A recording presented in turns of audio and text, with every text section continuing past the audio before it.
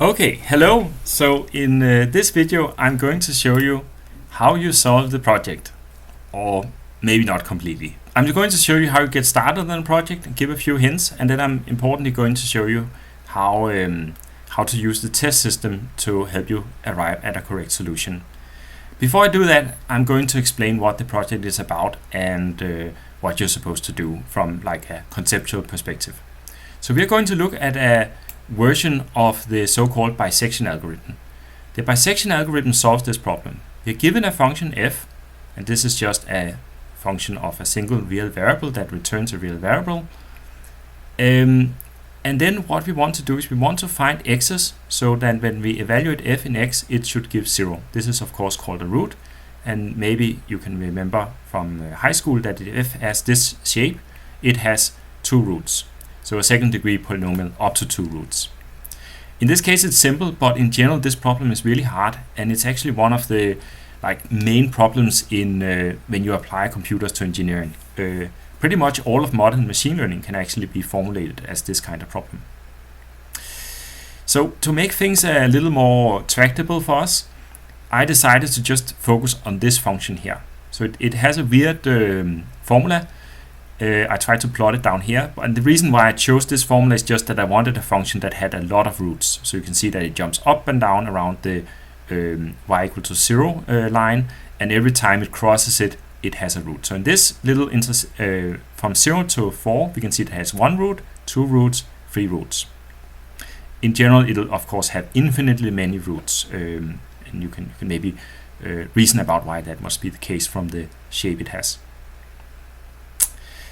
Okay, let's just skip to the 2 problems that you need to solve aside implementing this function. The first is sort of like a helper problem that we implement as a function called is there a root. So what does this function do? Well, it's an important observation for the bisection algorithm, and it's a little bit of a, maybe it seems like a very basic observation, but it's a powerful observation. We'll see why it's powerful in a moment. But let's just get started with it. So we make the big simplifying assumption in the bisection algorithm that we are given an interval a to b, and we are only interested in roots in this interval. So if you think about that, that's sort of like reducing the space we need to search for roots from the entire real axis, so infinitely many values, to just this much smaller interval. Okay, so I have a and b here as an example. Now this criteria says if a and b are on opposite sides of the y equal to 0 line, then we can conclude that there must be a root between a and b. Why? Well, that's because I assume that f is continuous. So you can think about it like no matter what f does, like f can wiggle around crazily, but it must go from a to b, right? Because it's continuous. So go up and then go down. At some point it must cross the y equal to 0 axis, so therefore there must be a root.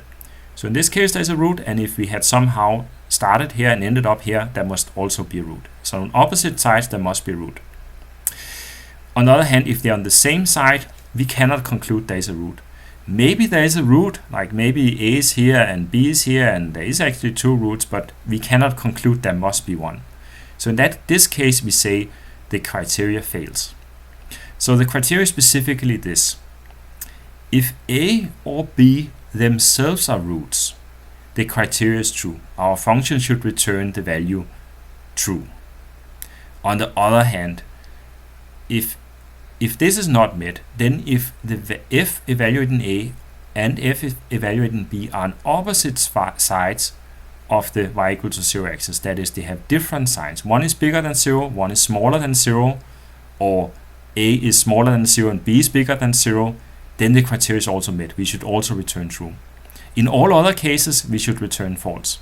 And you can maybe hear a little bit in my language that this sounds a lot like if and else statements. Like if this and this return true, if this is bigger than 0 and this is less than 0, or this is less than 0 and this is bigger than 0. Like you can maybe imagine that if-else statements are a little bit useful to solve this problem.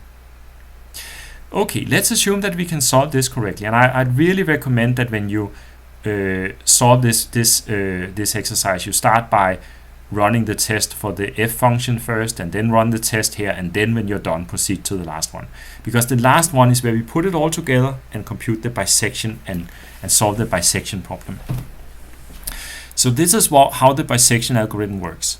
We start out by being given a value of an interval, so x min and x max, and now we look for roots within this interval. Then we are going to assume that they are on opposite sides of the y equal to 0 axis. So we can conclude there must be a root in this interval. In this case, the interval is 1 to 3. First thing I'm going to do is that I'm going to compute the midpoint of these two numbers using this formula.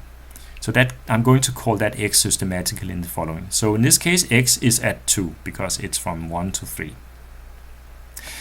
Now, here's the key observation. Provided that these two values satisfy the criteria, it must be the case that either the interval x min to x or the interval x to x max must satisfy the criteria. You can reason about what that must be the case by considering different values that x would potentially take along this vertical line. In this case, this interval satisfies the criteria. They are on opposite sides of the y equal to 0 axis. In other words, I can conclude that there must be a root in these smaller intervals. And in other words, I narrow down the potential area where the root can be. And that's good, right? I know more about where a root, I know more about where the root actually is. Now what I'm going to do is that I'm recursively going to evaluate the criteria on this smaller interval. So remember recursion, we looked a little bit at recursion in these two exercises. And the problem when I do that recursively, here, this problem looks like this. Now my new limit starts at 1 and it ends at 2. I compute the midpoint. I notice that this interval does not satisfy the criteria, but this interval does satisfy the criteria, and now I know there is a root in this interval which has now length 1/2 actually. So then I can continue recursively doing this potentially until my computer runs out of memory. But what we're going to do here, which is a very common thing in engineering, is that we're going to say once these intervals become small enough, we feel we are close enough to a root, so in that case we're just going to return the midpoint. Specifically, we do this. From the beginning, we specify a tolerance delta, and for instance delta could be 0.1. That's like small in this scale of this problem. Then what we do is that we check if the difference between x max and x min is less than 2 times delta. So if this is less than 0.2, this criteria is met. In that case, we say we are close enough. So we just compute the midpoint x, so that's the midpoint of these two numbers using this formula. And then I actually just return this midpoint. Why do I return the midpoint? Why don't I return either x max or x min? Well, you can think about it. Well, if I know there is a root somewhere in this bigger interval, the midpoint is sort of the point I can guess at, which must be closer to it. In fact, the root must be at a distance of no greater than delta to the midpoint. That's why I selected a 2 here. So I know I'm less than a distance of delta to the root. This is what I'm trying to state mathematically here. Okay, so if you put all of this stuff together, this is what your bisection method is supposed to do. We're giving it a value of x min and x max, and we assume that they must be selected in such a way that x min is less than x max. We are also giving it a tolerance delta, for instance delta equal to 0.1. First thing we do is that if we check if the tolerance condition here is met. So if this is true, then we compute the midpoint of the 2 points and we return it. When you implement this function, I'd really recommend that you just proceed iteratively by the same way I did with some of the other problems, by just trying to consider the simplest cases first and solve those and then proceed to more complicated cases. So I think this is still pretty manageable. Now, if this condition is not met, we still compute the midpoint.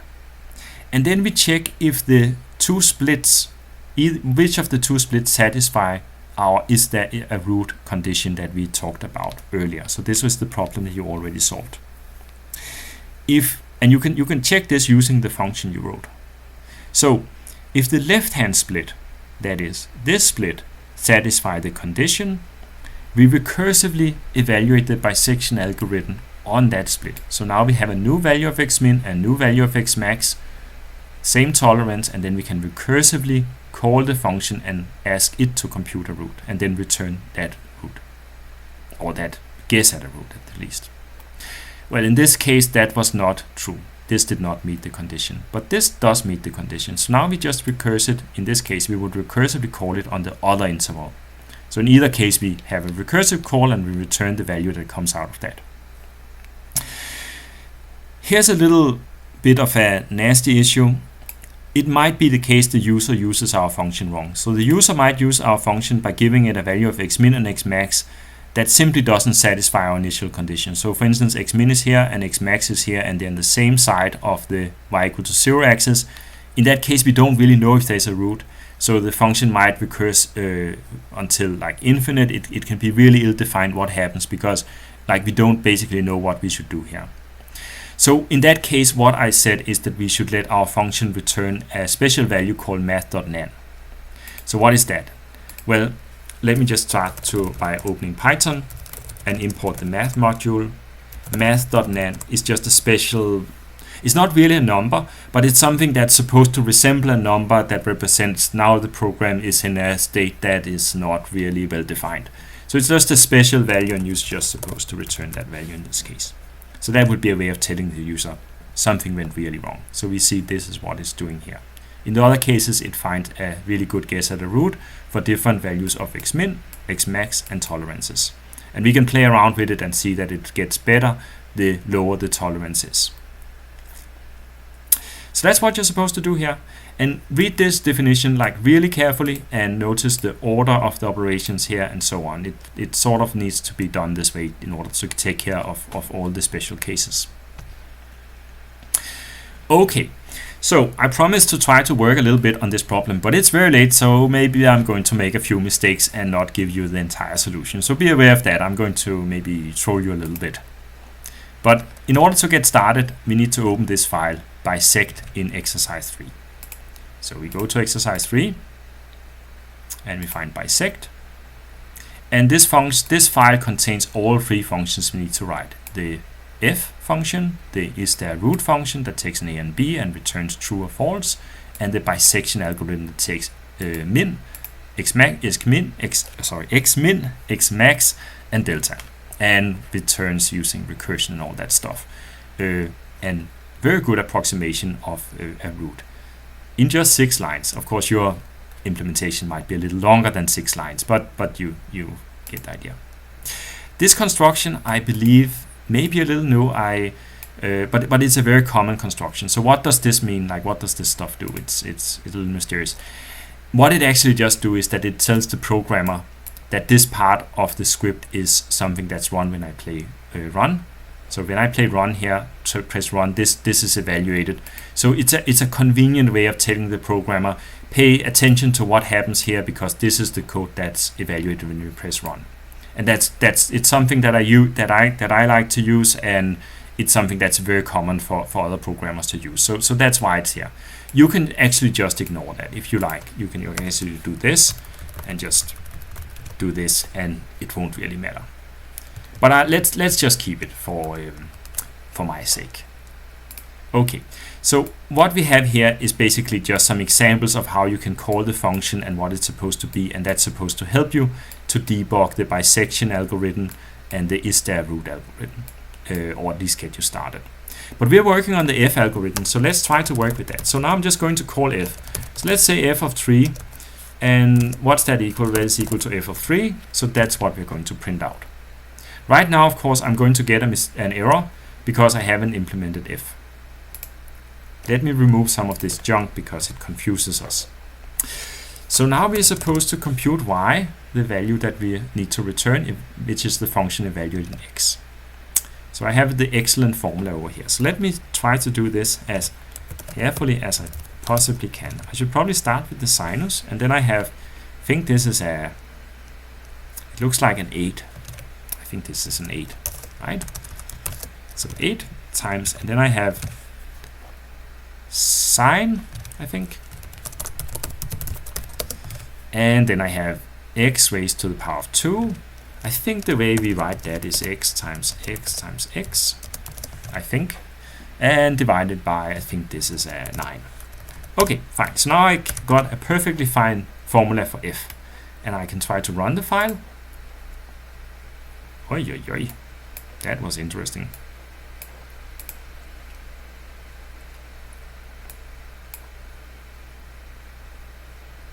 Okay, that's because I was in the Python terminal. So when you press run and you have these 3 lines, it gives you a really, really silly error message. It's a bit of a trap in VS Code, and I've fallen in it several times today, and I don't really understand why it doesn't do something a little smarter. But you need to type quit when you see these 3 dots and get out to the actual terminal. And now it should do something sensible.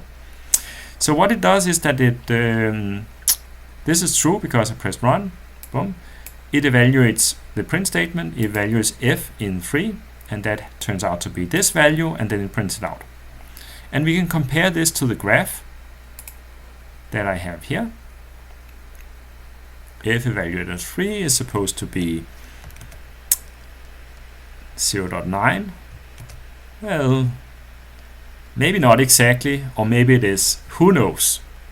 The tests know, and that is what I really want to start discussing now.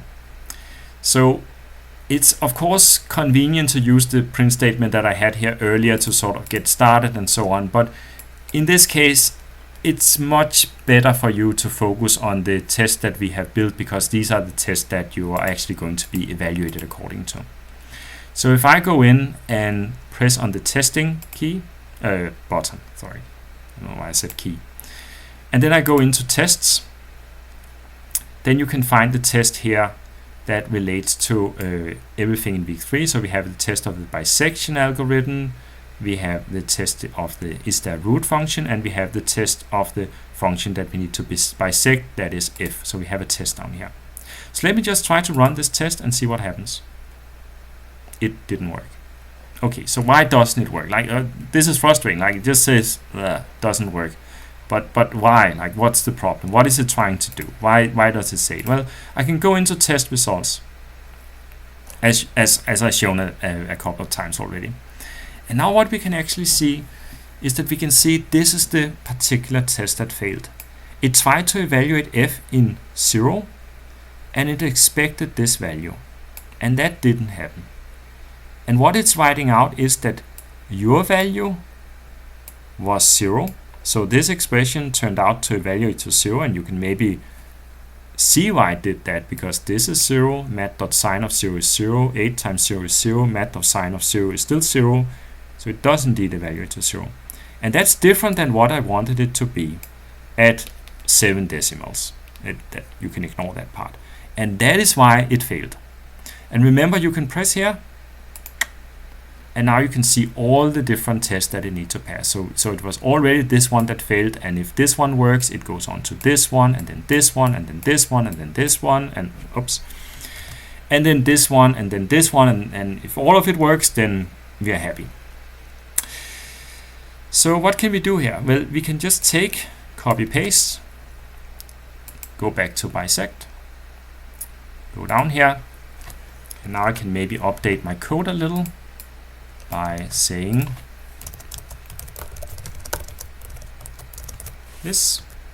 So normally I would just look at this output and use that to help myself determine where things went wrong, but in this case it might be helpful to do a little bit of output sanitization like this, and now I can actually just run my bisection method. Oops, oh, I was in the file, and I get an error message, and now I can go back and I can try to fix it. So maybe I can do this. I'm going to cheat a little bit. It's going to cheat.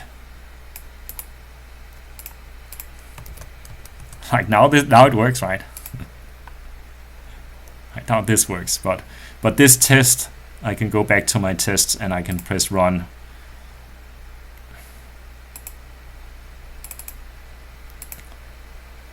And still failed. Okay, so why does it fail? What is it complaining about now? I thought I did it correctly. So let's try to run it again, see what happens. Well, Now it's complaining at f of equal to 1. So you can see that here. We went on to this one and this doesn't work. You know, it's the problem of the world. So of course maybe you can think about solving your problems by doing a lot of if-else statements and just making them work on these values. That's not what you're supposed to do, and that's actually not considered a legal solution in this course. So you shouldn't just try to make it work only for these values. You should actually try to solve the general problem and implement the right function. And in this case, it's much simpler than trying to do a ton of if-else statements and somehow manage to make this one turn green. So you need to go back and say, okay, this was probably a bad idea. Maybe I need to think about whether this needs to be some other number, maybe, or stuff like that. I'm not saying it should be a 3, maybe it's a 5, who knows? And then work out the function. And you can do this stuff by looking at the test, looking at the source code for the test for what it's supposed to be, look at what problems you get specifically by looking at the test results pane here. And in that way, you can systematically work your way through all of these problems and eventually figure out exactly how is it called, what is it supposed to be, what did my function do, and within those limits, you can work out what the problem is. So I really wish you the best of luck with this problem.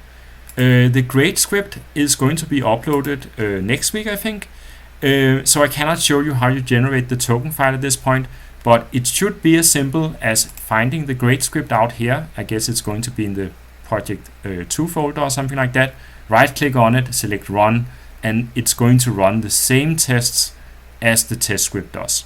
So you can debug your function only using these tests, and that's much better than using the grade script. Figure out exactly what's wrong, solve it, and then run the grade script, and it should give you a comparable number of points to how well you did on these tests. So good luck, and I hope this was a help. Let us know actually, maybe on Discord, and then maybe there'll be more videos. So good luck tomorrow, and bye.